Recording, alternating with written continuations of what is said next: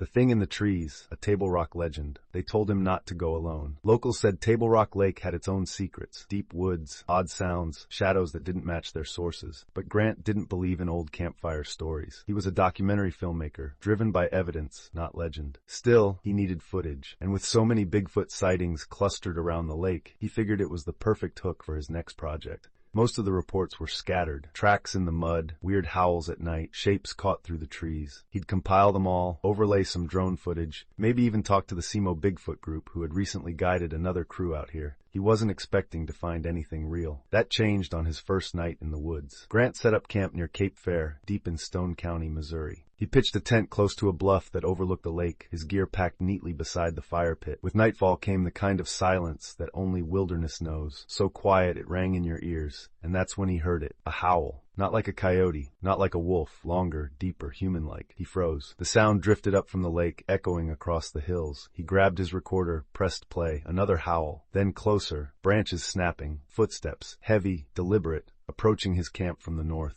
He flicked his flashlight on and pointed it at the trees. Nothing. But the sound stopped, as if whatever it was had frozen too. He didn't sleep. The next morning, he found tracks about 30 yards from his tent. Huge prints, maybe 17 or 18 inches long, with 5 discernible toes. He documented everything, measurements, photos, video, but couldn't shake the feeling of being watched. He'd intended to stay one more night. He stayed 5. Each night brought something new. One evening, something knocked on a tree just beyond the firelight. 3 slow bangs, like someone testing if he was still there. Another time, he heard a deep, chesty grunt near his tent, followed by crashing branches as something moved off into the trees. On the 4th night, he met Martha Wilkins, a retired school teacher who'd lived near Branson her whole life. She had a story too. Summer of '75, she said, rocking slowly on her porch swing. I was out hunting near Cape Fair, early morning, heard something breathing heavy behind me, not like a bear, too tall. When I turned around, it just stood there, hair like a bad mop, arms to its knees, looking at me like I was the animal. Then it just walked off.